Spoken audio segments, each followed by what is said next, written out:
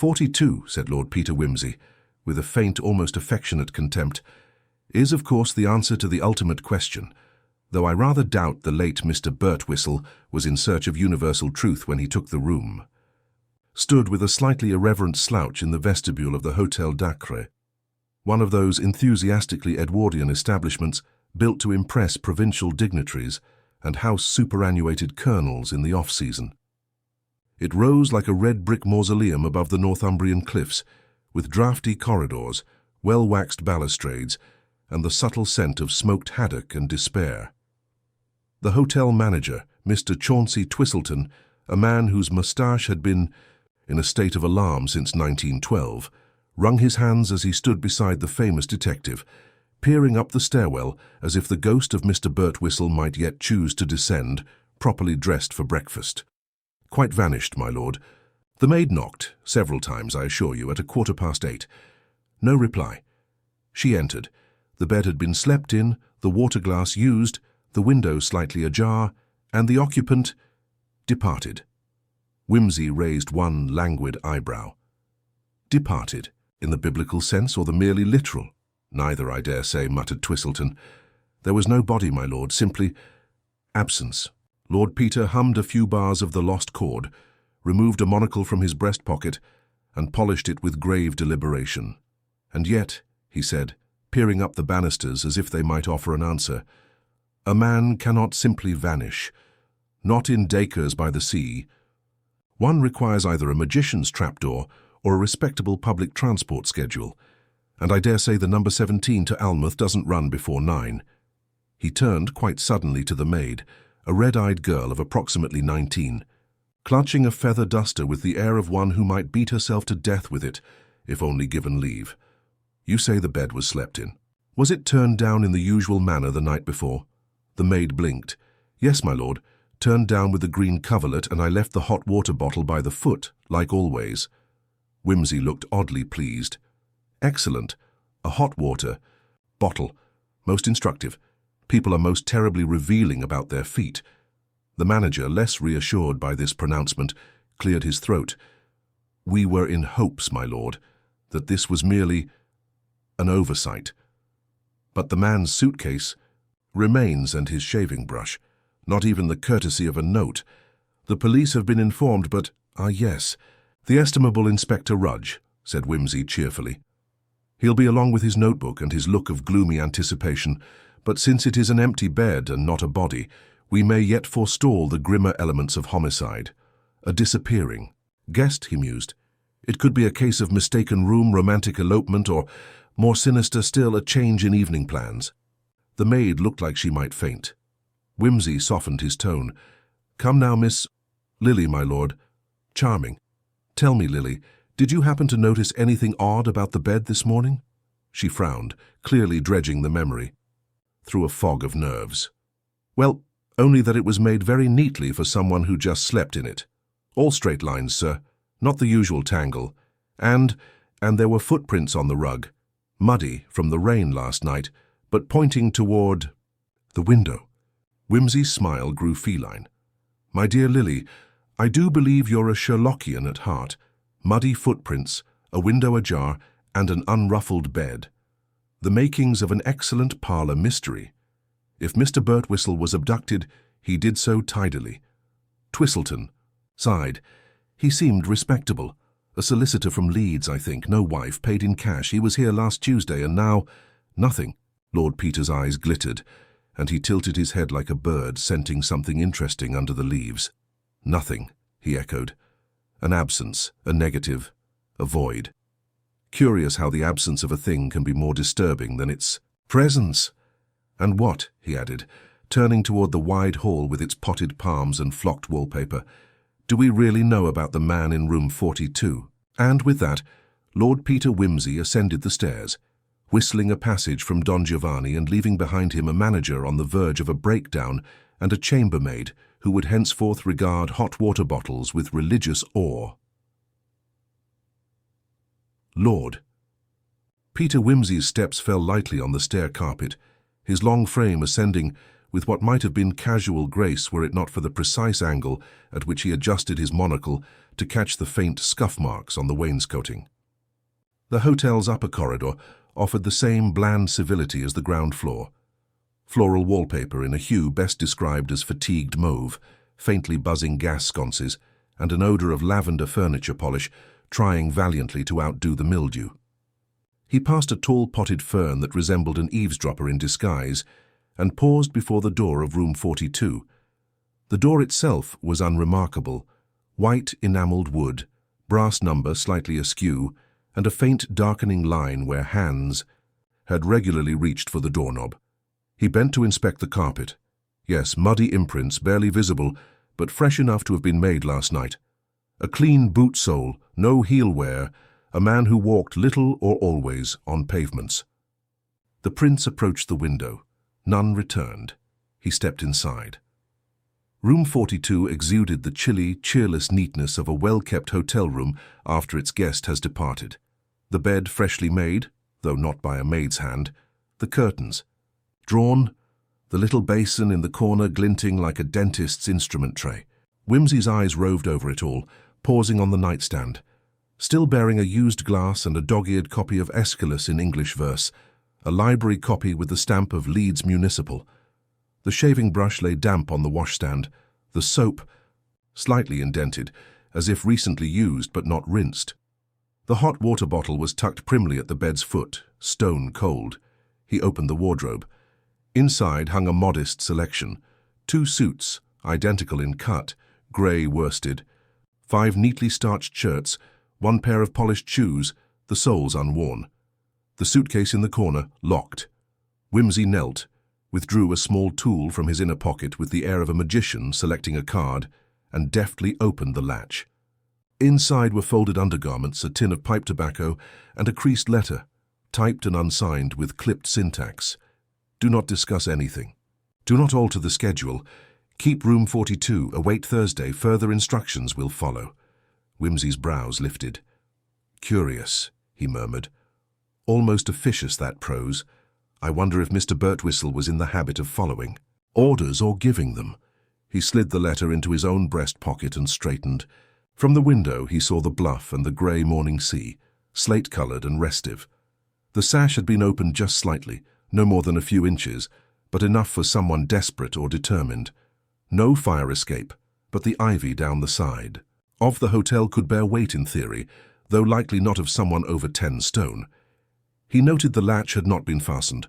A soft cough behind him announced the arrival of a new figure. Your lordship? Inspector Rudge, thin-lipped and tidy as always, stepped into the doorway with the air of a man not given to metaphysical disappearances. I do hope you've brought something warmer than a warrant, said Whimsy, glancing at the grey clouds, piling up beyond the window. The atmosphere here is chilling. Rudge pursed his lips. No body, no note, and no sign of violence. Just a missing solicitor. You think it's a case, my lord? That depends, Inspector. Have you ever known a solicitor to leave his hot water bottle behind voluntarily? I've known stranger things, said Rudge, though without conviction. We've started with the staff. Would your lordship care to join the interviews? Oh, most certainly, said Whimsy, fastening his coat with sudden briskness. Let's begin with the people who know absolutely nothing. They're often the most enlightening. They descended to the servants' lounge, a cramped back room off the kitchen, where Lily the chambermaid now sat between 2 other hotel workers. Mr. Hobb, the night porter, who had the pasty complexion and myopic gaze of a man wedded to the dark hours, and Mrs. Gallowin, a solid, starch-rigid woman who supervised domestic duties with the air of a zealous magistrate. Tea had been offered. No one had touched it.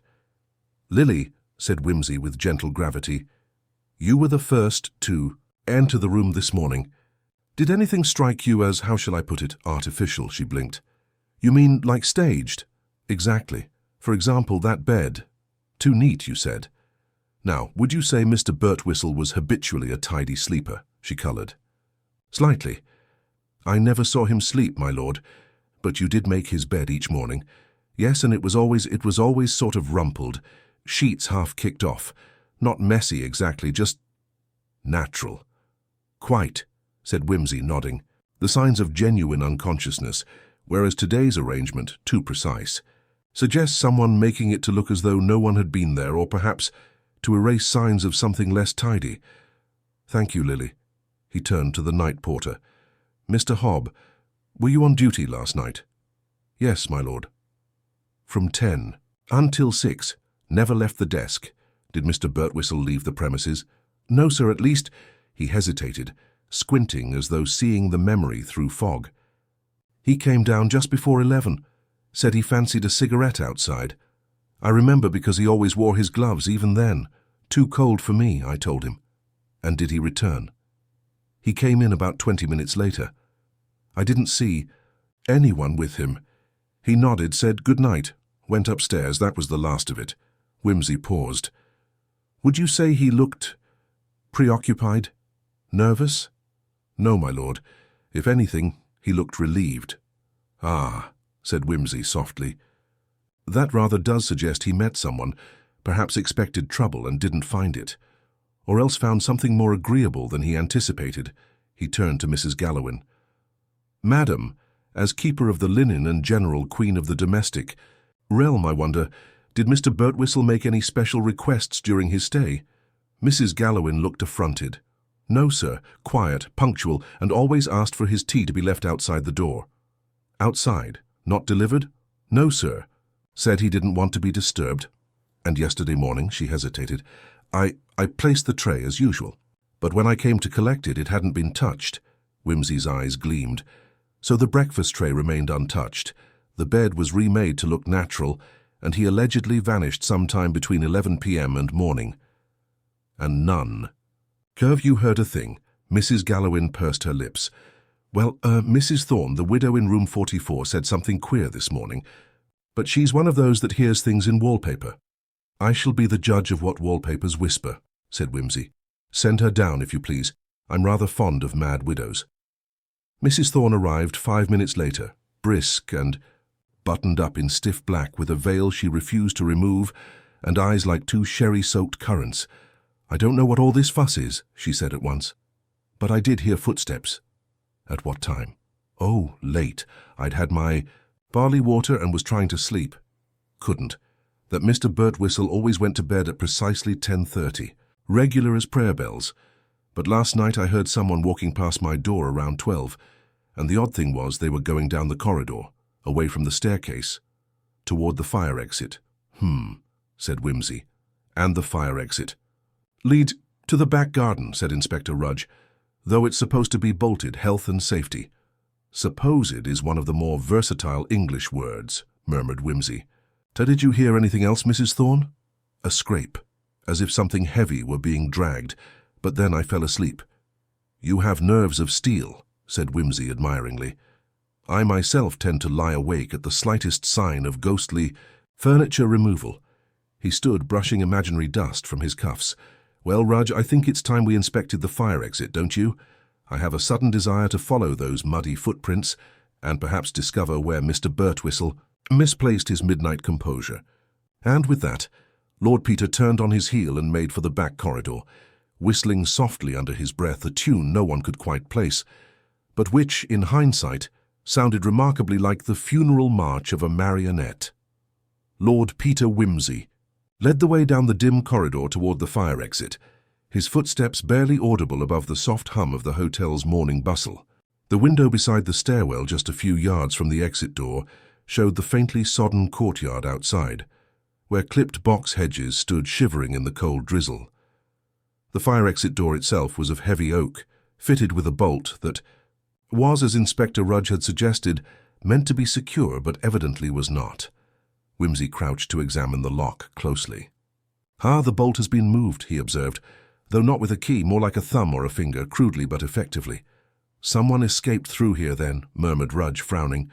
But the mud, those footprints, how did they get in if the door was bolted from the inside? That, Inspector, is the question, which transforms a disappearance into a puzzle. Wimsey pulled his coat tighter against the chill and looked thoughtfully at the muddied cobblestones, leading away from the door toward the back garden. The prince traced a path through the wet gravel, stopping abruptly beneath a low stone wall. Come, Wimsey said, motioning toward a narrow alley beside the hotel. If Mr. Birtwistle fled this way, He was not merely a man in haste, but one seeking cover. They followed the trail under the overcast sky. The footprints led to the edge of the cliffs overlooking the North Sea. There, in the misty rain, Whimsy paused, staring down at the jagged rocks below. "No sign of him here," said Rudge, scanning the stones. "And no footprints back toward the hotel. Someone's been careful." Whimsy nodded. "Indeed. And yet our missing solicitor is not known for an acrobatic escape down a cliff face." He glanced back at the hotel, its windows now catching a hint of pale sunlight. "We must consider other options. A boat, perhaps, a waiting motor car, or the company of an accomplice with a more terrestrial mode of transport." Just then a sharp voice interrupted their thoughts. "You might want to look at this. It was Lily, the chambermaid, out of breath and clutching a folded piece of paper. "I found it slipped under the door of room 42 just now. It wasn't there earlier." Whimsy took the note, unfolding it with care. "Do not trust the clocks. They all lie. Look to the numbers that do not move. The past waits in silence." Whimsy's eyes sparkled with dry amusement. Poetry or paranoia?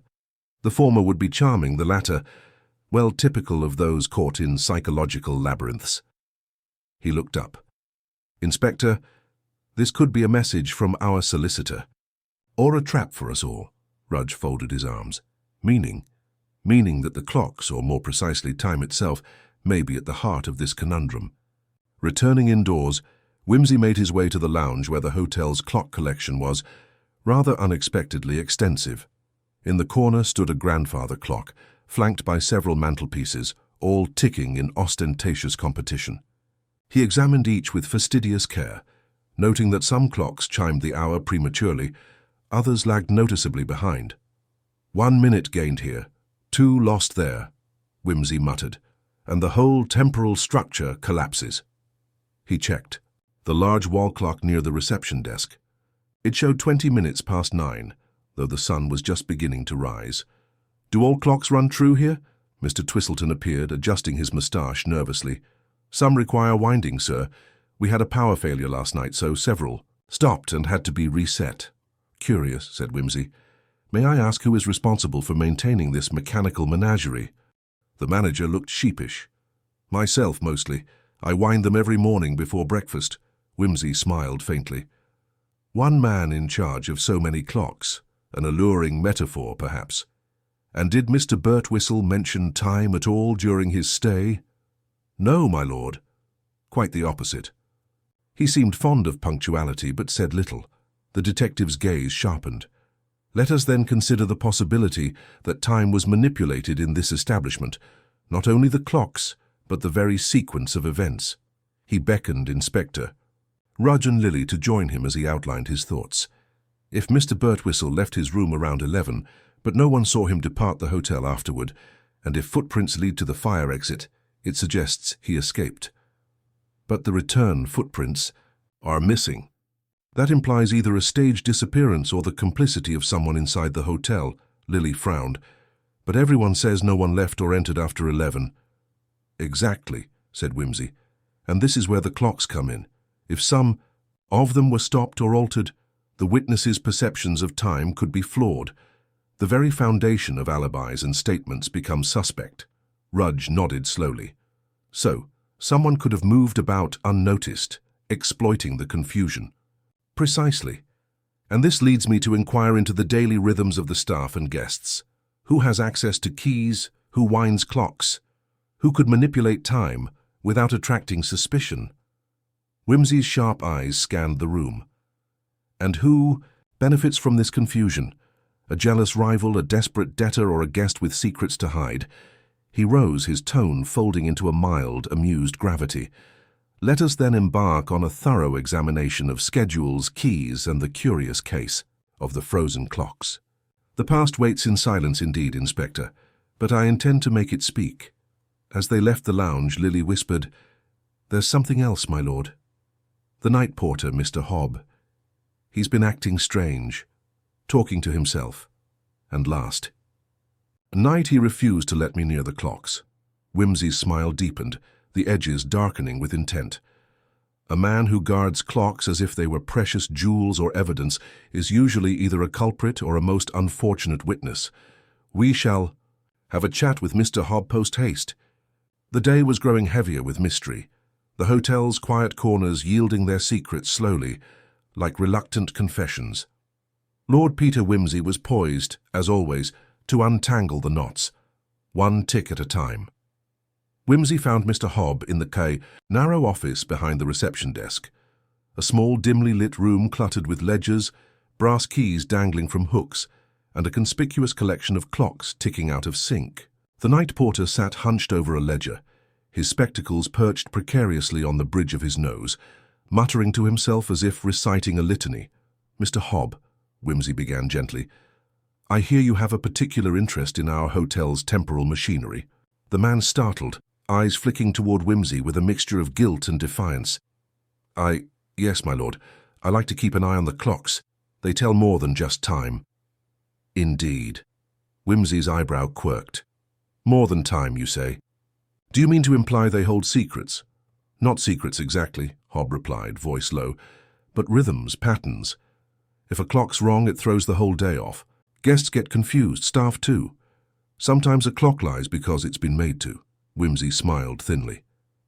"An intriguing concept. And who, pray, would make a clock lie?"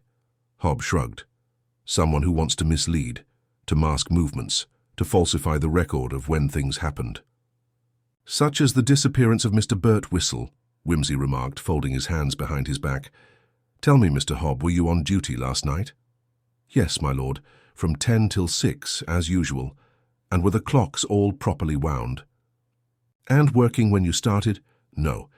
Some had stopped during the power failure. I set them right at midnight." "Midnight, you say?" Wimsey's gaze sharpened. "Did you happen to note the exact time you wound the grandfather clock?" Hobb hesitated, lips pressed thin. "About 12. Why?" "Because Mr. Hobb, our missing man, was seen outside smoking just before 11. Yet, if the clocks were all reset at midnight, anyone relying on their chimes or faces to mark time could be led astray. Is it not possible that the manipulation of the clocks created an alibi or obscured a crucial moment?" The porter's gaze dropped. "I didn't mean to hide anything, my lord. Just doing my job." "Of course," Wimsey replied gently. "But jobs have a way of twisting when the truth is inconvenient." Just then, Inspector Rudge entered, carrying a small notebook. "I've been cross-checking guests' statements. There's a discrepancy I'd like you to hear." Wimsey gestured. For Rudge to continue, Rudge cleared his throat.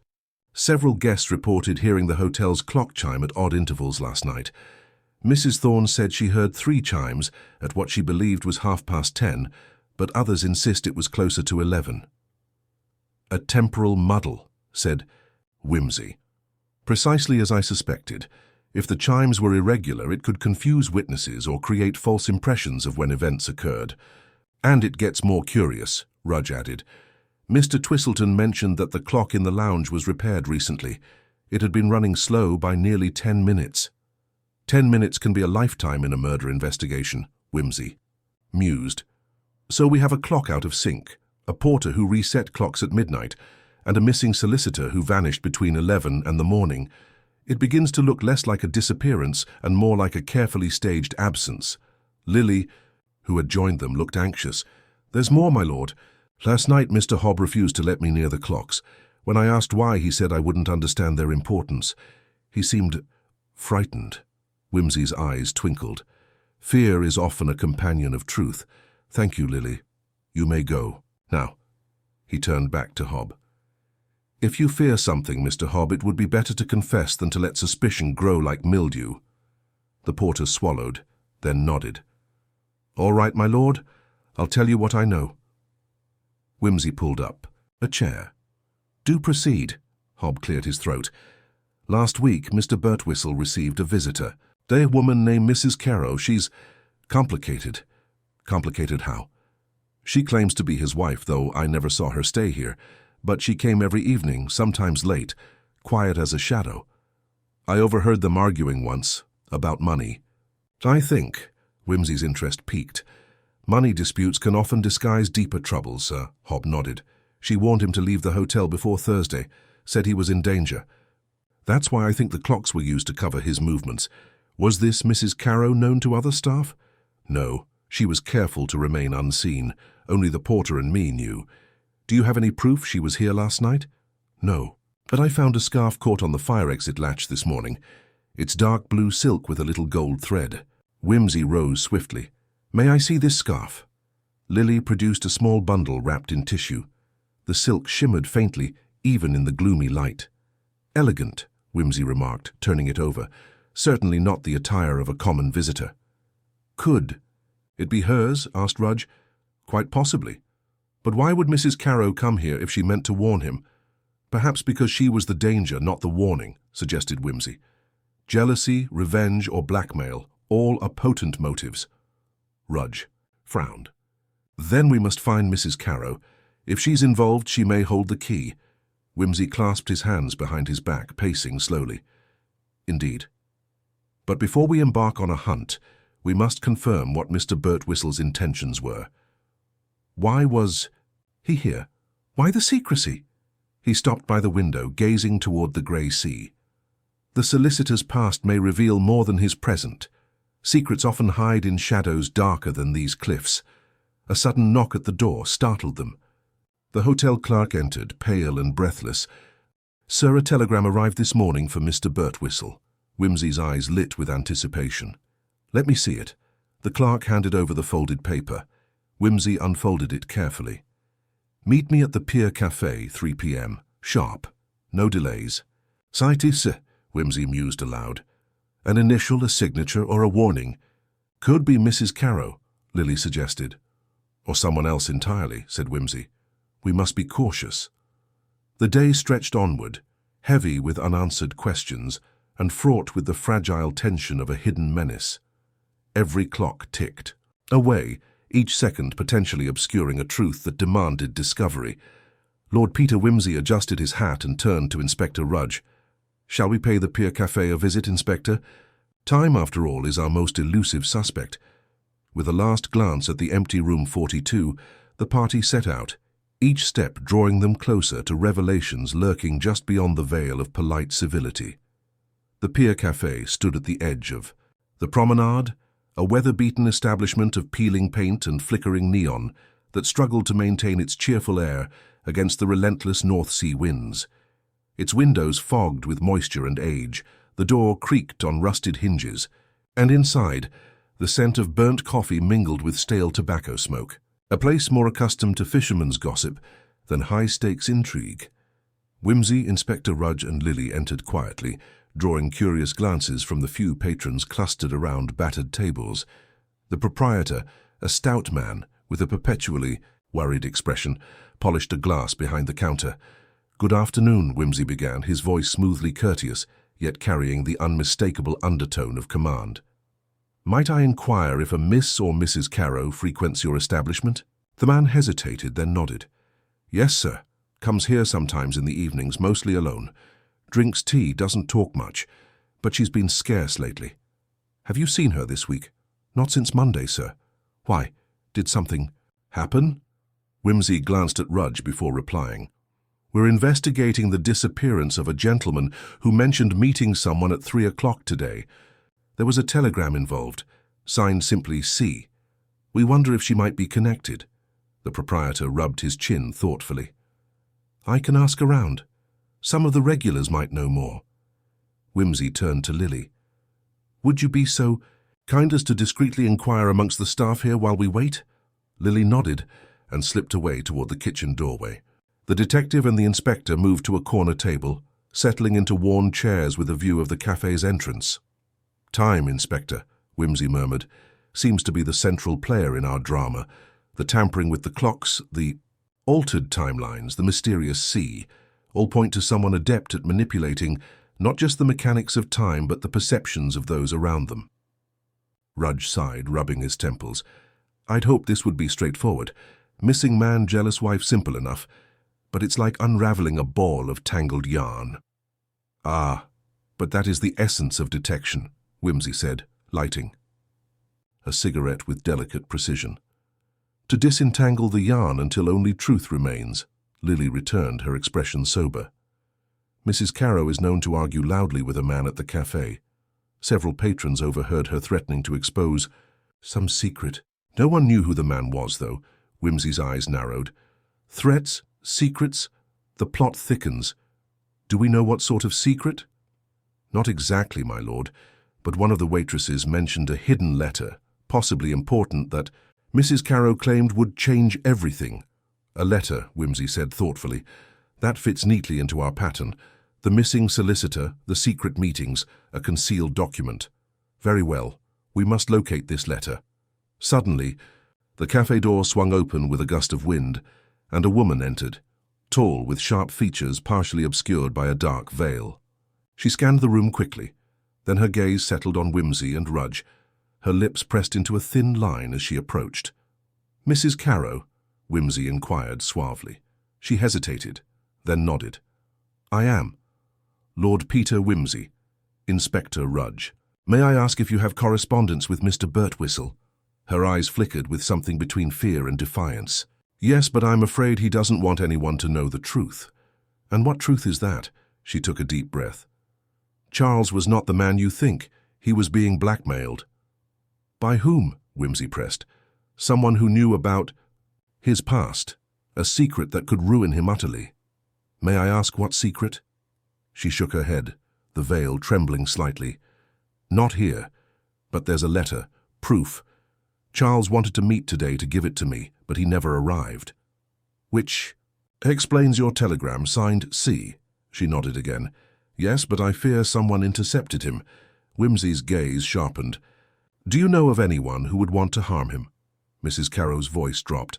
"There's a man staying at the hotel, a Mr. Collins. He's been watching Charles closely. I think he's involved." "Interesting," Whimsy mused. "We must meet Mr. Collins at once." Back at the hotel, Whimsy and Rudge sought out the guest list and room assignments. Mr. Collins was registered in room 38, a few doors down from the ill-fated room 42. The corridor was quiet, except for the muffled ticking of the clocks mounted on the walls. Several stopped, others out of sync. Whimsy noticed that the clock outside room 38 was slow by 7 minutes. They knocked sharply on the door. A voice answered, wary and clipped. "Yes, Mr. Collins, I presume. Lord Peter Whimsy and Inspector Rudge." The door opened, a crack to reveal a middle-aged man with thinning hair and sharp eyes. His mouth twisted into a tight smile. "To what do I owe the pleasure?" "We have questions concerning Mr. Birtwhistle's disappearance," Whimsy said calmly. "Might we come in?" The man hesitated, then stepped aside. "Very well." The room was sparse but neat. A small writing desk, a chair, and a locked suitcase in the corner. Whimsy's eyes settled on a bookshelf, its titles including legal tomes and obscure treatises on cryptography. "Mr. Collins, do you know Mr. Birtwistle well?" "Only professionally. We had some dealings in the past. He was a complicated man. And Mrs. Carrow suggests you might have been watching him." Collins's eyes flickered. "I was tasked with ensuring he fulfilled certain obligations." "Nothing more." Whimsy stepped closer. "And what obligations were those?" Collins' face hardened. "Confidential matters, legal and personal. I cannot disclose." "Understandable. But if you had reason to monitor him, were you aware of his planned meeting this afternoon?" "No. And the letter Mrs. Carrow mentioned? Any knowledge?" The man's composure cracked for a moment. I can neither confirm nor deny." Whimsy's tone grew incisive. "Mr. Collins, this investigation will not rest until we uncover the truth. You might save yourself discomfort by cooperating fully." Collins's jaw tightened. "I have nothing to hide. Yet you did not report Mr. Birtwhistle's disappearance promptly." "That is my prerogative." Whimsy's gaze turned piercing. "One final question. Where were you between 11 p.m. and midnight last night?" Collins glanced toward the locked suitcase. "In my room." "Alone?" "No." "May I ask with whom?" A long pause. "With Mr. Hobb, the night porter." Whimsy exchanged a glance with Rudge. "That is illuminating. Thank you, Mr. Collins. We shall continue our inquiries." Back In the corridor, Whimsy pondered. Mr. Collins and Mr. Hobb together at the hour the clocks were reset. That cannot be coincidence. Rudge nodded grimly. It appears our two prime suspects are allies, and their alliance may explain much. Tampering with time, orchestrating the disappearance, silencing witnesses. Lily rejoined them. I overheard the porter mention a safe in the basement, where he and Mr. Collins sometimes meet. Whimsy's eyes gleamed with anticipation. A hidden repository for secrets and possibly our missing letter. Let us see if the past waits in silence still, or if it longs to speak. Descending into the dimly lit cellar beneath the hotel, the trio found a heavy iron door concealed behind sacks of coal and old furniture. The lock was intricate, but Whimsy's deft fingers soon found the mechanism. Inside lay a small safe, dust-covered, and unopened for some time. Whimsy's breath caught as he pulled it open. Inside were papers, envelopes, and a small leather-bound notebook. Among the papers, a folded letter bore the neat handwriting of Charles Birtwistle. Whimsy unfolded it carefully. To whom it may concern, the secrets I carry are darker than the sea. If I am to disappear, let it be known that I trust only this document to reveal the truth. Whimsy's eyes scanned the letter. This is the key, but who sought to prevent its revelation and why? Outside, footsteps approached, hurried and panicked. The game was far from over.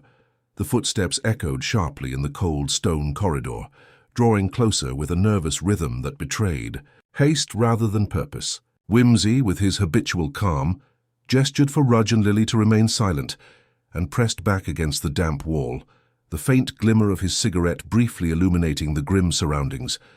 The iron door to the cellar groaned softly as it was pushed open, and a shadow fell across the threshold.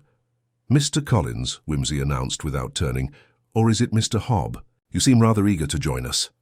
The figure hesitated, then stepped inside. It was indeed Hobb, the night porter, his usual stolid expression replaced by a flush of alarm.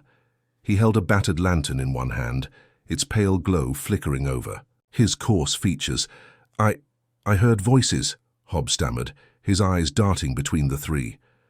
Didn't expect company down here. Whimsy's smile was a delicate blade of irony. As do I, Mr. Hobb. Might you explain why you were seen? With Mr. Collins at the stroke of midnight last night? The porter swallowed. We was just talking business, nothing more. Business that involves tampering with the clocks? Whimsy pressed. Hobb's gaze dropped to the floor. I don't know nothing about that. Then perhaps you can. Account for the strange shifts in the hotel's timepieces, for the inconsistencies that have so vexed our investigation? Hobb's lips twitched as if to protest, but the weight of Whimsy's scrutiny held him silent. Rudge stepped forward. We have reason to believe that these alterations were designed to manipulate alibis and confuse timelines. Something only. Someone intimately familiar with the hotel's workings could accomplish. A twitch in Hobb's eye betrayed his discomfort. I'm just a porter, Inspector. But you hold the keys to every room, every secret passage, every bolt and lock. Hobb sighed, defeated. All right, I'll tell you. Mr. Collins and I have been cooperating. He's been asking me to adjust the clocks to cover certain movements, to create confusion. Whimsy's brow arched. And what movements might those be? Hobb shifted, lowering his voice. Movements around room 42, mostly. The room where Mr. Birtwistle stayed before he vanished. And the letter? Lily asked gently. Hobb nodded. Mr. Collins was after it too, said it would blow the whole thing wide open. Whimsy folded his arms. A tidy little conspiracy, then. Two men manipulating time and truth. But what was the nature of the secret that warranted such lengths? Hobb shrugged. I only know Mr. Collins said it was about an inheritance, a name, something that could ruin powerful people. Powerful people, Whimsy murmured. Ah, the root of most human folly. A sudden sound interrupted the moment, a sharp knock on the cellar door. Rudge moved swiftly to answer, revealing a young maid, flushed and breathless. Excuse me, sirs, she panted. There's been a disturbance in room 42. Something's happened. Whimsy's eyes gleamed with that faint, ironic spark. It appears the night's mystery is far from over. Come, Inspector. They hurried upstairs, the cold dampness replaced by the stale warmth of the hotel's interior. Room 42 was at the end of the corridor, its door ajar. Inside, the scene was one of quiet chaos. Furniture slightly overturned, papers scattered as if caught in a sudden tempest, but no sign of Charles Birtwistle. On the bedside table lay a pocket watch, its glass shattered, its hands frozen at. Precisely 10 minutes past 3. Whimsy's gaze swept the room, noting the displaced curtains, a faint smear of mud on the carpet near the window, and the curious absence of the missing letter. "Notice, Inspector," Whimsy said quietly, "the condition of this window. It's been opened recently, but not widely enough for a person to slip through, yet outside the garden shows footprints, muddy and fresh, leading toward the cliff path." Rudge frowned. Who would escape into the storm in such a fashion? Someone. "Desperate," Whimsy replied, "or cunning enough to stage a departure." Lily pointed to the writing desk, where a faint imprint of a letter opener lay. Was there a struggle? "No obvious signs," Whimsy said, "but the displaced papers suggest a hurried search." "Could it be that Mr. Birtwistle was taken against his will?" Rudge asked. "Possibly, or that he fled, but under duress." Whimsy crouched near the window, tracing the muddy footprints with a careful eye. "These prints are peculiar. They suggest a limp, a slight dragging motion. Whoever traversed this path was impaired." Lily glanced toward the door. "The maid said she heard muffled voices earlier, but no one saw anyone leave." "Then the question remains, where is Mr. Birtwistle?" Whimsy rose, a shadow crossing his features. "I suspect he's closer than we think." At that moment, a sharp rap sounded on the main entrance door. The hotel manager appeared in the corridor, his face pale and drawn. "There's been a call," he said breathlessly, "from a woman claiming to be Mrs. Birtwistle's sister. She demands to see Lord Peter Whimsy." Whimsy exchanged a glance with Rudge. "A new player, let us see what additional complicity awaits." The woman arrived shortly thereafter. A striking figure, her eyes dark and calculating beneath an immaculate hat. She introduced herself as Beatrice Langley and immediately presented a photograph of the missing solicitor. "I know where Charles is," she declared, voice low and urgent. "He's hiding at the old vicarage on the edge of the village." Whimsy raised an eyebrow. A most convenient revelation. Beatrice ignored the tone. "He's been there for days, frightened and secretive. He asked me to keep his whereabouts hidden." "And why would Mr. Birtwistle confide in you rather than Mrs. Carrow?" Rudge interjected. Beatrice smiled thinly. "Because I have leverage, secrets of my own, and I intend to use them." Whimsy's mind turned over the possibilities. The forged alibis, the tangled relationships, the shifting motives, all converging on this one man who had vanished without a trace. "Very well," Whimsy said. "We shall accompany you to this vicarage, but understand, Miss Langley, that this game is no simple search party." As they made their way through the village, the chill of impending rain pressed on their shoulders, the narrow lanes closing in like a trap. The vicarage stood alone, its Gothic spires silhouetted against a darkening sky, the very picture of melancholy. Whimsy paused before the heavy oak door, noting a fresh scratch on the lock and the faintest scent of lavender and tobacco. "This place has seen recent company," Beatrice knocked sharply, and the door creaked open to reveal a shadowed interior. A figure stepped forward, dishevelled, pale, and unmistakably Charles Birtwistle. His eyes held a haunted look, but when he saw Whimsy, a flicker of relief crossed his face. "I suppose the chase has finally caught me," he whispered. Whimsy inclined his head. "Mr. Birtwistle, the hour demands answers." And at last, the truth, tangled and uneasy, began to unravel. The dim interior of the vicarage greeted them with a musty embrace, the fading daylight filtering through stained glass windows that cast kaleidoscopic patterns upon faded wallpaper and time-worn furniture. Whimsy's gaze settled on the figure of Charles Birtwistle, whose pallid face was drawn and hollow, betraying the strain of recent days. "Mr. Birtwistle," Whimsy began with a carefully measured tone, "you have had some time to consider your predicament, I imagine. Might we have the benefit of your account, unvarnished and in full? I assure you that any obfuscations will only prolong your discomfort." Birtwistle swallowed hard, his fingers twitching nervously against the fabric of his coat. "It's not so simple, Lord Peter. There are things about my family, things I thought were buried." "Ah," Whimsy interjected, with a faint, almost imperceptible smile. "The ever-reliable spectre of buried secrets. Pray, do elaborate." The solicitor's eyes flickered toward Beatrice Langley, whose expression was unreadable, like a mask carved from marble. "I feared my wife Edwina was not the woman I believed her to be. There are discrepancies in the family will, and whispers of another claimant." "Another claimant," Whimsy repeated thoughtfully, "which would certainly provide motive for rather desperate measures." Birtwistle nodded, his voice trembling. "I found a letter, one that contradicts everything Edwina told me.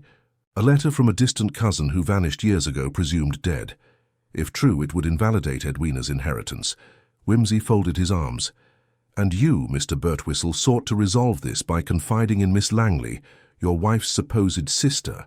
"Not exactly," Birtwistle said, eyes narrowing. "Beatrice approached me. She claimed knowledge of the cousin's whereabouts and offered to keep quiet, for a price." Beatrice's eyes glittered. "I was merely ensuring my interests were protected. It's a curious business, inheritance disputes. They tend to bring out the baser instincts." "Indeed," Whimsy said dryly. "Now the question is this. How does all this relate to your disappearance and the curious happenings at the hotel?" Birtwistle hesitated, then said quietly, "I believe someone wanted me out of the way. There were threats, notes slipped under my door, and the alterations to the clocks. Someone was trying to create confusion about my movements." Rudge frowned. "That would suggest premeditation, a careful plan." "Yes," Birtwistle agreed. "I feared for my life, so I fled here to the vicarage. But I did not expect you to find me so quickly." Whimsy stepped closer, eyes keen as a hawk's. "Who would benefit most from your disappearance, Mr. Birtwistle?" Her silence hung heavy before Beatrice answered with a venomous edge. "Edwina. She stands to inherit everything if you are declared missing or dead." "Yet," Whimsy observed, "Edwina's alibi has been quite firmly established. Unless, of course, it is not as firm as it appears." Birtwistle looked up sharply. "What do you mean?" "Miss Langley mentioned a letter, did she not?" Whimsy said, tapping a finger lightly on his chin. "The very letter you discovered, which threatens the family fortune." "Yes," Birtwistle said. "Where is this letter now?" "I brought it with me," Birtwistle replied, reaching into his inner pocket. "But it was stolen. I believe at the hotel, during the confusion." Whimsy's eyes narrowed. "So we have a missing letter, a missing man, and a missing will. It appears our puzzle grows more intricate," Lily spoke softly. "What of the strange scratches on the lock at the vicarage door? Someone has been here recently." Birtwistle frowned. "I had locked myself in after receiving threats, but if someone tampered with the lock, it must have been Edwina or her agents." "Indeed," Whimsy mused. "But I suspect we are missing a key piece of this labyrinthine puzzle." He turned to Beatrice. "Miss Langley, your motives remain somewhat opaque. You claim to seek only profit, yet you assisted Mr. Birtwistle's concealment. What is the truth of your involvement?" Beatrice's composure faltered for the briefest instant before she masked it with a sardonic smile. "I have no love for Edwina, and I do not intend to see Mr. Birtwistle harmed. My interests lie in maintaining a delicate balance, profitable and safe." Whimsy gave a soft chuckle. The classic gambit of the third party poised between flames. Most intriguing. He paced slowly toward the window, his eyes fixed on the creeping twilight beyond. "Now about the letter, Mr. Birtwistle. You say it was stolen from you at the hotel. Can you be certain of the moment?" "During the chaos surrounding my disappearance," Birtwistle answered, "when the clocks were altered and everyone was disoriented." "Precisely," Whimsy said, nodding. "That temporal confusion is a cornerstone. The manipulation of the hotel's clocks was no mere mischief. It was a deliberate ploy to mask the theft and my suspect's movements." Rudge added, "And the muddy footprints by the window. Perhaps someone used that route to escape after the letter was taken." "Or to enter," Whimsy suggested, "staging a scene to mislead us." He paused, eyes bright with the spark of revelation. "Tell me, Mr. Birtwistle, did you recognize anyone at the hotel who showed unusual interest in your comings and goings?" Birtwistle hesitated, then said, "There was the butler, Mr. Darby. He's always been cold, almost hostile. And the new maid." Lily mentioned her name. Lily nodded slightly. Yes, Mr. Whimsy. Whimsy raised a brow. Cold hostility and new faces are a recipe often found in the kitchen of deception. We must look closer at these characters. A sudden knock interrupted the tense dialogue. The vicar, a kindly if somewhat distracted man named Reverend Pritchard, entered the room. His expression was grave. "Forgive the intrusion," he said, "but there has been an urgent message from the hotel. Another disturbance in room 42. The police insist it is necessary to investigate immediately." Whimsy smiled thinly. "The plot thickens, Reverend. It seems the hotel has not relinquished its secrets yet." Gathering their coats, Whimsy led the party back through the village and into the darkening night, his mind a whirl of possibilities, his thoughts meticulously assembling the fractured clues. The game was far from over. In fact, it was only just beginning to reveal its true shape, and Lord Peter Whimsy, with all his arch intellect and quiet irony, was determined to see it through to its unnerving conclusion. The lantern's flame flickered, weakly as the party reached the threshold of the Harrowby Hotel once more, its worn facade seeming to lean ever so slightly into the gathering night, as if eager to swallow up its secrets in shadow. Lord Peter Whimsy paused, his sharp gaze surveying the entrance before crossing the threshold with deliberate calm. Inside, the air was thick with tension, and the faint scent of stale tobacco mingled with the unmistakable undertone of unease. The police inspector, a brusque man named Hargrave, stood near the grand staircase, flanked by 2 constables. His sharp eyes briefly met Whimsy's before shifting away, as if unwilling to acknowledge the detective's presence fully. "Lord Peter," Hargrave said, voice clipped, "we have again found room 42 disturbed. The maid reports strange noises, scraping and whispered voices. When we entered, the room was empty save for the overturned chair and the curtains fluttering in the chill draught." Whimsy inclined his head. "Curious. And the window?" "Ajar," Hargrave confirmed, "though we found no sign of forced entry, nor any footprints outside aside from the usual guests' comings and goings. The question is, what or who is attempting to unsettle this already vexing matter?" Whimsy's eyes gleamed with that faint, inscrutable amusement. "Indeed, Inspector. Let us examine the scene with care." They ascended the creaking staircase in near silence, save for the measured footfalls of the constables. Room 42 awaited, its door slightly swollen by the damp hanging uneven on its hinges. Whimsy's hand rested briefly on the polished brass doorknob before turning it slowly. The room within was a study in disarray. The once pristine bedclothes were rumpled and half draped over the mattress. A faint metallic odor lingered, almost imperceptible yet distinctly out of place. The overturned chair, its legs splayed awkwardly, pointed toward the fireplace where faint ashes still glowed from a recent fire. Whimsy's gaze fell to the hearth, noting a small scrap of paper partially buried beneath the hearthrug. With careful fingers he retrieved it, a torn corner of a telegram, the ink blurred but legible enough. "Arriving at 11, proceed as discussed. Ensure no interruptions." "Miss Langley," Whimsy addressed Beatrice, who had accompanied them quietly. "Does this fragment of communication stir any memories?" Beatrice's brow furrowed. "I do not recall receiving a telegram of that nature, Lord Peter. It might be a message between others, a conspiratorial note, perhaps." Inspector Hargrave frowned. "A note left at the scene of disturbances, but no sender, no recipient. One might suspect a plant to confuse the issue, or a clue deliberately dropped," Whimsy countered, "to lure a certain party back to this room. But who?" Whimsy then examined the window. The lock was disengaged, the latch resting at an odd angle. He knelt and ran a gloved finger along the sill, noting faint impressions in the dust, too shallow to be footprints, but definitely signs of repeated contact.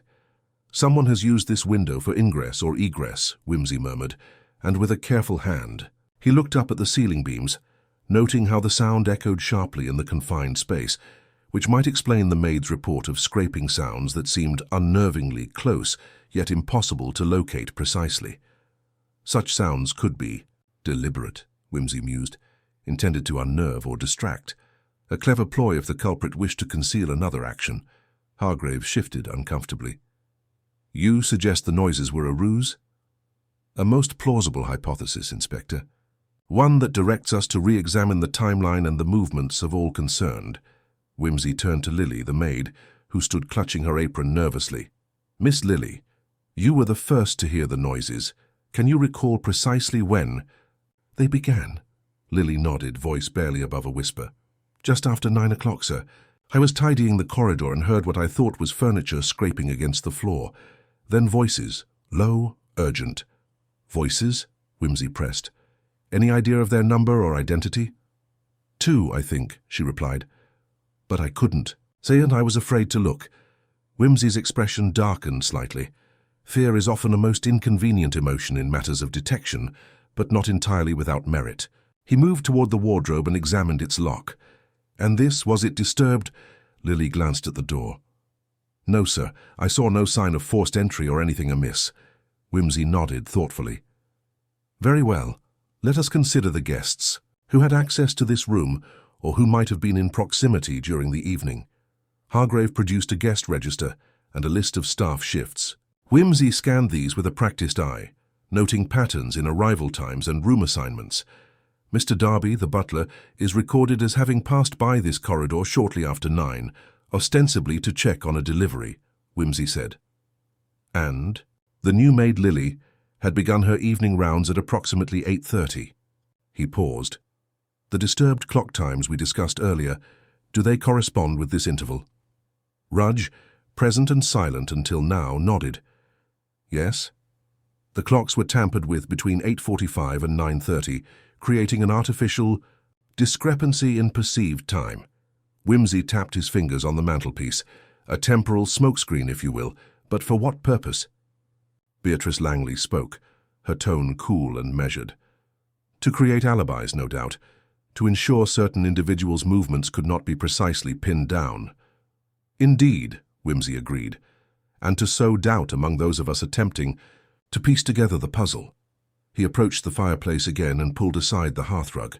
Beneath, faint scratches marred the floorboards, as if some heavy object had been dragged or shifted.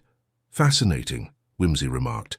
The orchestrator of these disturbances is playing a subtle game, utilizing noise and misdirection to veil a more sinister act.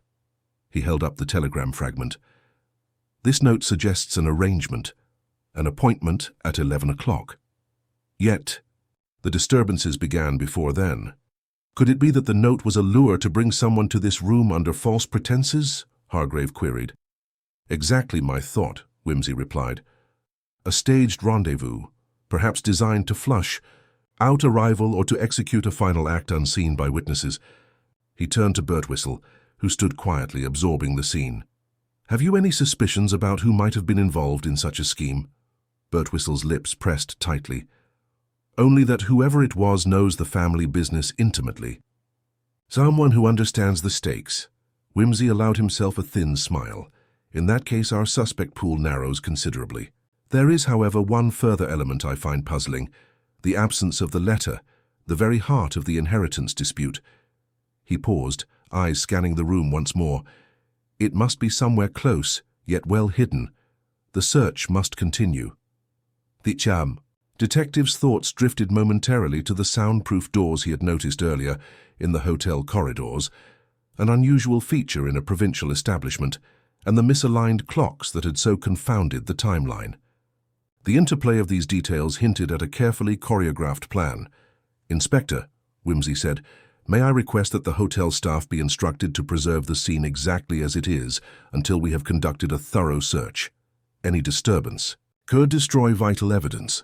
Hargrave grunted assent. Of course, but I fear the culprits may already have had ample opportunity to erase their tracks. Whimsy's smile was slow but certain. That may be, but the cleverest ruse often leaves a trace. A fingerprint upon the stage. He looked once more toward the window, where the night wind rattled the panes. Tomorrow we must return with fresh eyes and fresh questions. For tonight, we have gathered new threads. It remains for us to weave them into a coherent tapestry. As the party withdrew from the room, the shadows seemed to close in tighter, the secrets of room 42 whispering just beyond reach.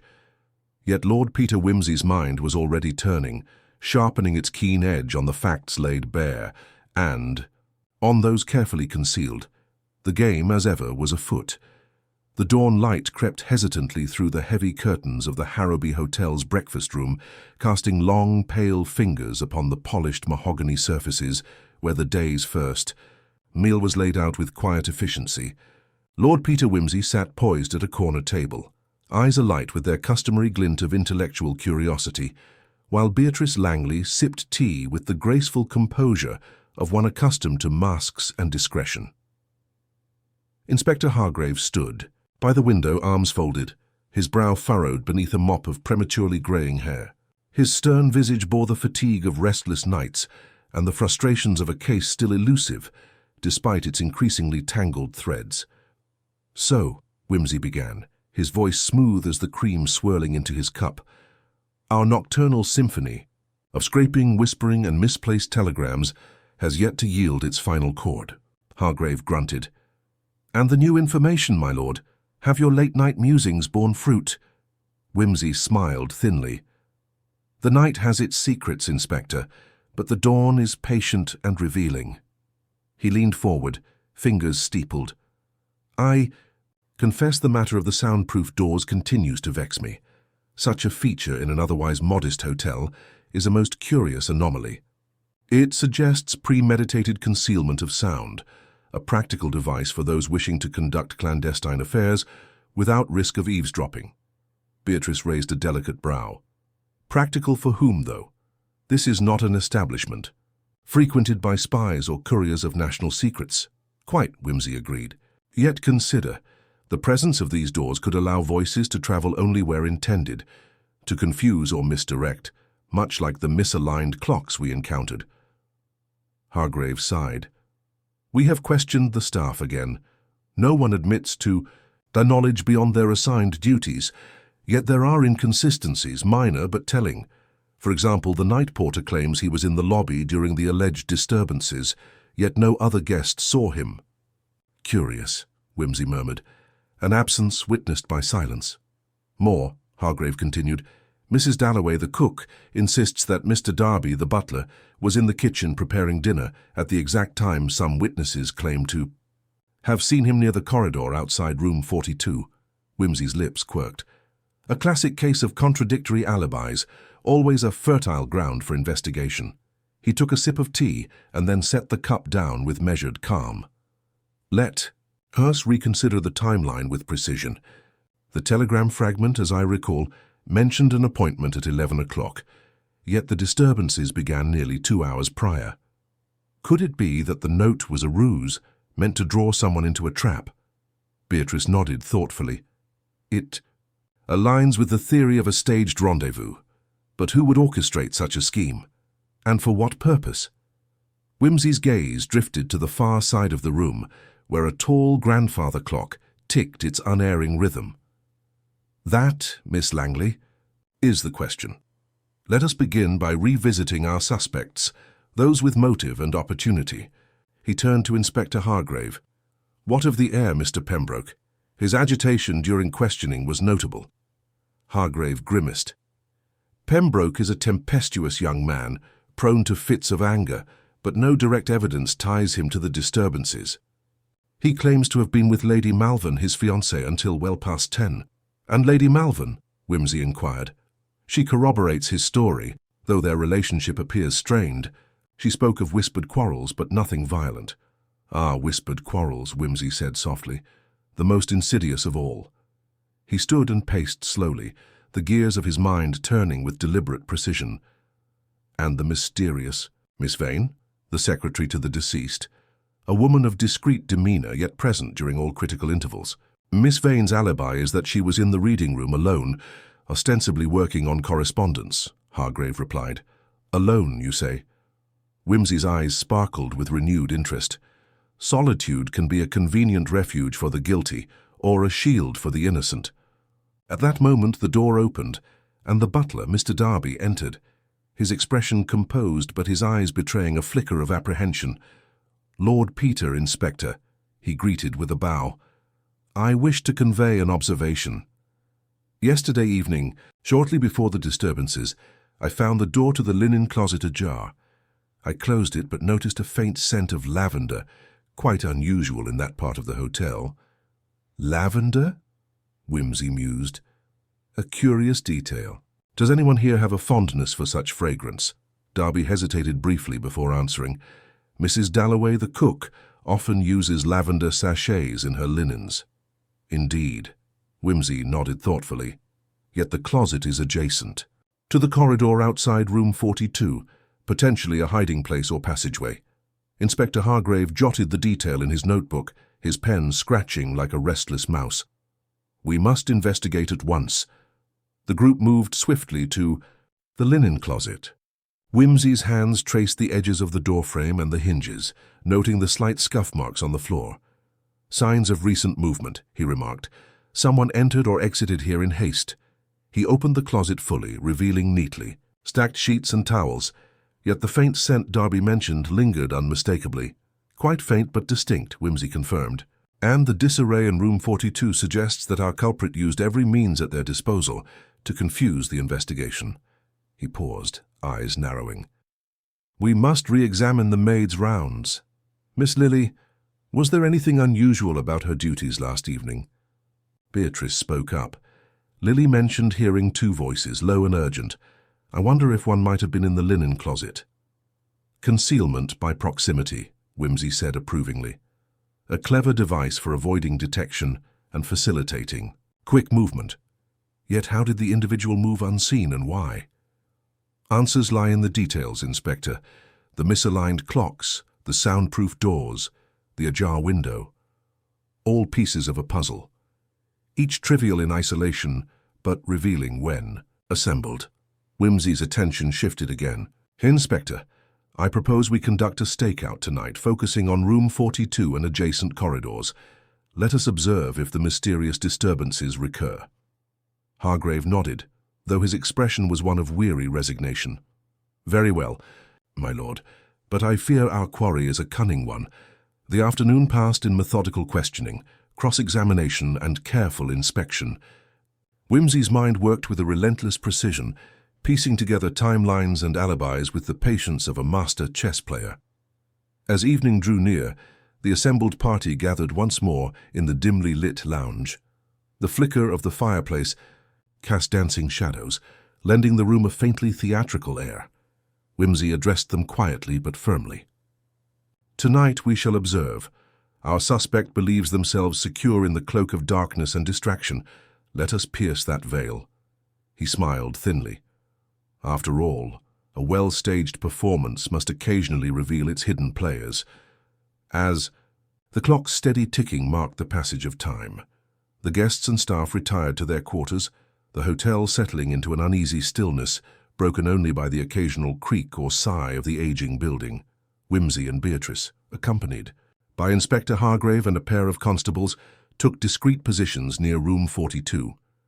The heavy silence pressed close, punctuated only by muffled footsteps in the distant corridors. Minutes passed like hours, the tension palpable. Suddenly, a faint sound, scraping, almost imperceptible, stirred the air. Whimsy's eyes narrowed, lips curling in that half-smile of quiet triumph. Here it comes, he whispered. Observe closely. The door to room 42 creaked slightly as a shadow slipped into the corridor, moving with practiced stealth. The group held their breath as the figure approached the ajar window, hesitated and then disappeared through it. Without hesitation, Whimsy and Hargrave pursued, descending the stairs and emerging into the cool night air. The figure's footsteps were faint but discernible on the gravel path leading toward the rear garden. "Stop!" Hargrave commanded, quickening his pace. The shadow turned abruptly, revealing itself to be Miss Vane. Whimsy's eyes twinkled with a mixture of admiration and mild reproach. "Miss Vane, your nocturnal escapades are most ill-advised." She halted, expression guarded. "Lord Peter, I was merely retrieving a letter I feared was lost." "Ah, the letter. The very object of our quest." Her gaze faltered. "I assure you, my intentions were not sinister. Yet your presence in the garden at such an hour, coupled with the disturbances, suggests otherwise." She looked away, a faint flush coloring her cheeks. "You do not understand." Whimsy's tone softened, though the sharp intellect behind his words remained unyielding. Then enlighten us, Miss Vane. It is time the shadows yield their truths. The night air hung thick with anticipation, the pieces of the puzzle drawing inexorably closer to their final arrangement. The night garden lay shrouded in a mist so thin it seemed scarcely more than a suggestion of fog, yet enough to blur the outlines of the tall yew trees and the neatly clipped box hedges.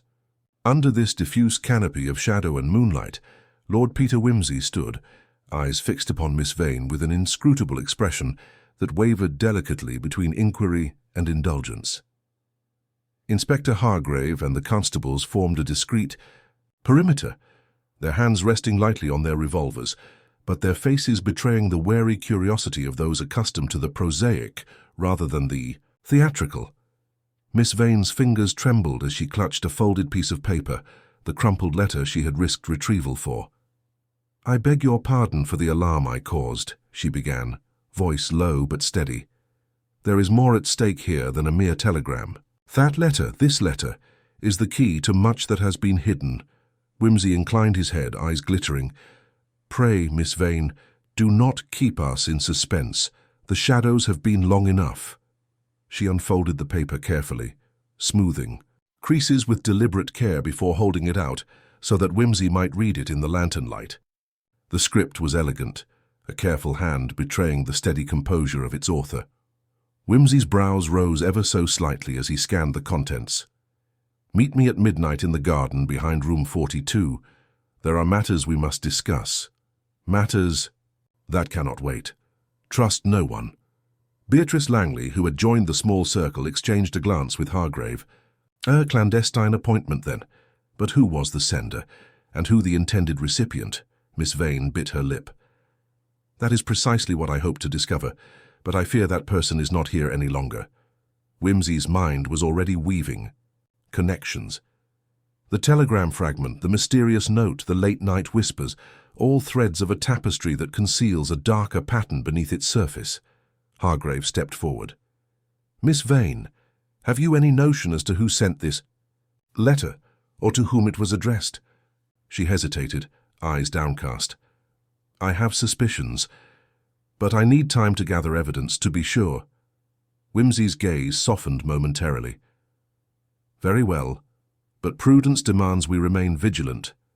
The night has proven treacherous." With a nod, the party returned to the hotel, the air still thick with unspoken tensions. As they ascended the stairwell, Wimsey's thoughts churned beneath his composed exterior.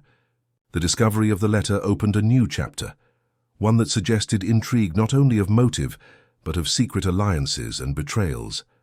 The next morning unfolded with a grim efficiency, the hotel's occupants settling uneasily into their routines, while the investigation pressed on.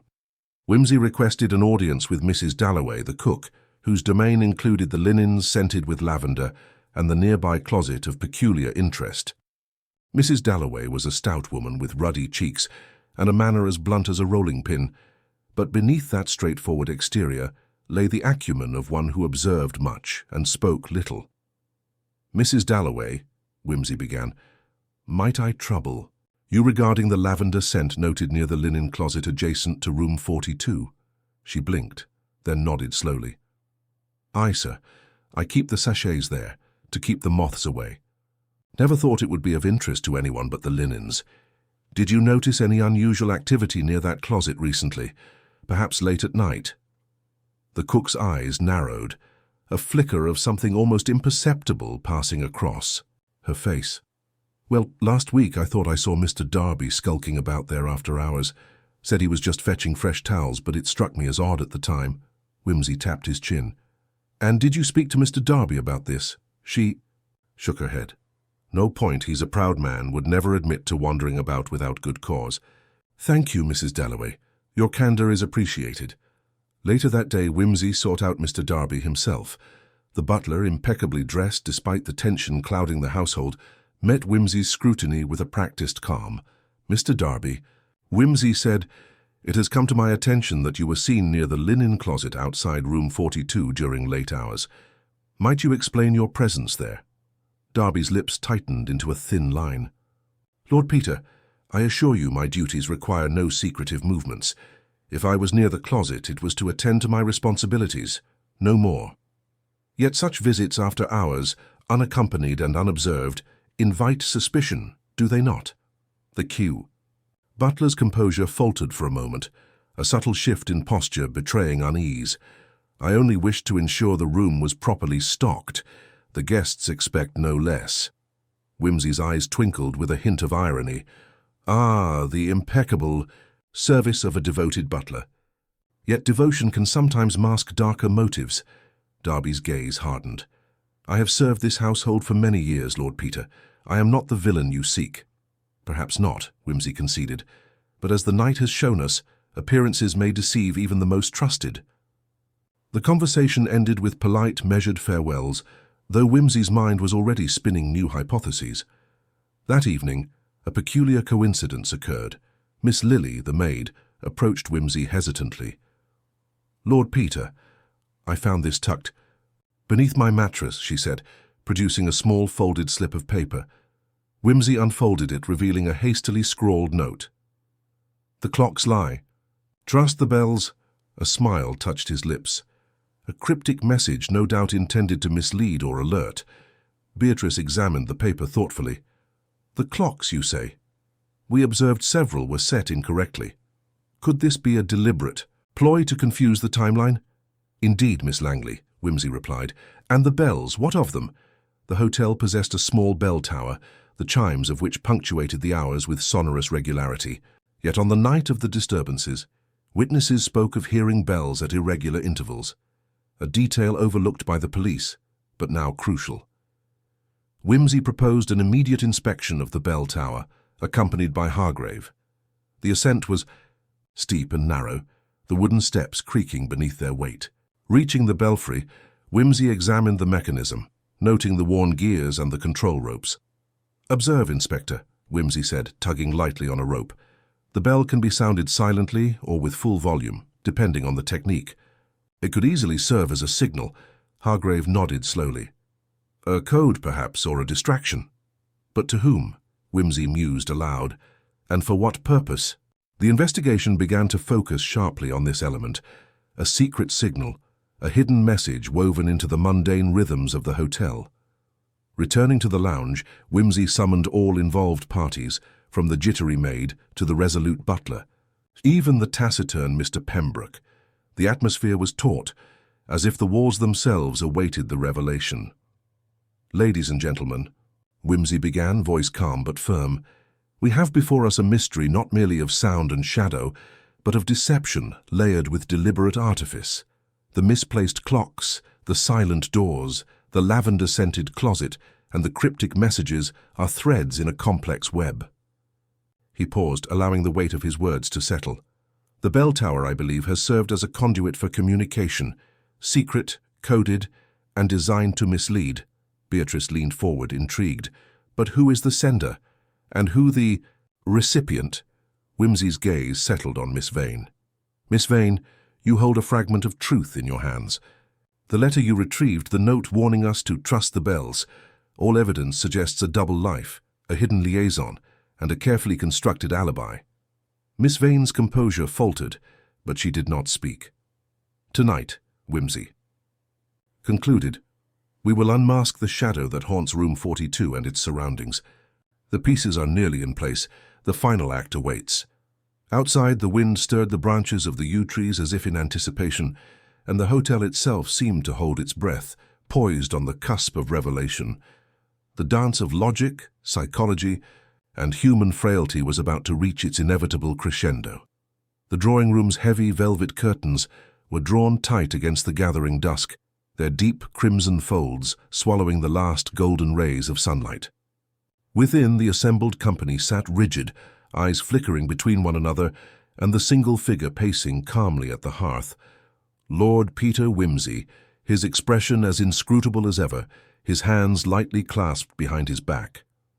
Ladies and gentlemen, he began, voice quietly commanding yet laced with his customary arch wit, our journey to uncover the truth behind the events in room 42 has been one of misdirection, subtlety, and, dare I say, more than a hint of theatrical flair. He turned to the butler, Darby, who remained impeccably composed. though his jaw was set in a manner betraying tension. "Mr. Darby, your impeccable service, so often lauded, concealed more than just the keeping of towels and linens. It was you who, under the guise of knightly duties, used the linen closet as your secret meeting place. No mere happenstance, but a rendezvous point to exchange signals via the bell tower." A collective intake of breath rippled through the room. I deduced. This, after discovering the clocks, deliberately misaligned by several minutes, created confusion in the timeline of that fateful night. The bells rung softly and intermittently, served as a code, a Morse of sorts, to coordinate the movements of two parties within this very building. Darby's composure faltered, and for a fraction of a second, his eyes betrayed a flicker of something akin to desperation. "But why?" asked Miss Vane, voice trembling. "What was to be gained?"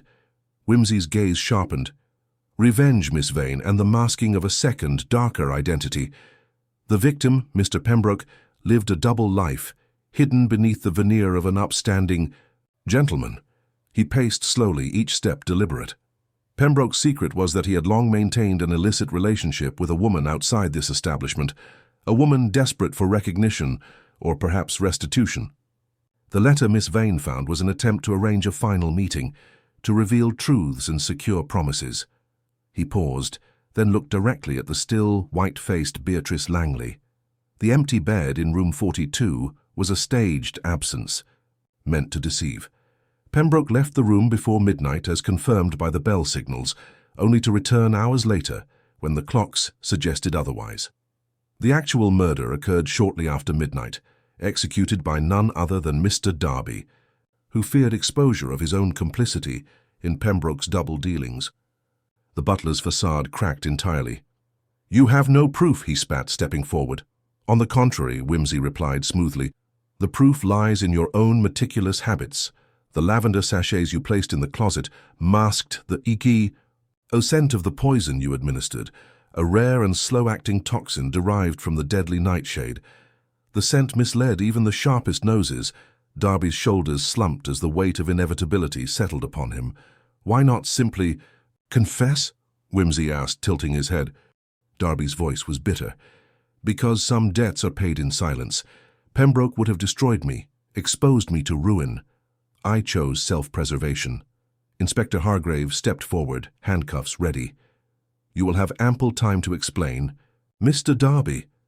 Whimsy turned to the assembled guests, his smile a faint crescent of irony. "And so the mystery of the empty bed resolves into a tale of jealousy, fear, and secrets best kept under lock and key. The clocks were but pawns, the bells mere heralds of a doomed plan." He lit a cigar with deliberate care, drawing a slow, contemplative puff. As Shakespeare might have said, "Uneasy lies the head that wears a crown." But in this case, it is the heart burdened with duplicity that finds no rest. With that, Lord Peter Wimsey bowed slightly, the corners of his mouth twitching in amusement. "May I suggest, Inspector, that justice served with a touch of wit is all the sweeter?" As the police led Darby away, the household exhaled, a tension broken, yet a shadow lingering in the folds of evening. Wimsey gathered his coat and hat. At the threshold, he paused. "Do remember, in mysteries as in life, the devil is in the details, and sometimes in the lavender sachets." With a final arch glance, he stepped into the night, leaving behind an air of quiet triumph and a mystery resolved with nothing more supernatural than human folly and clever deduction.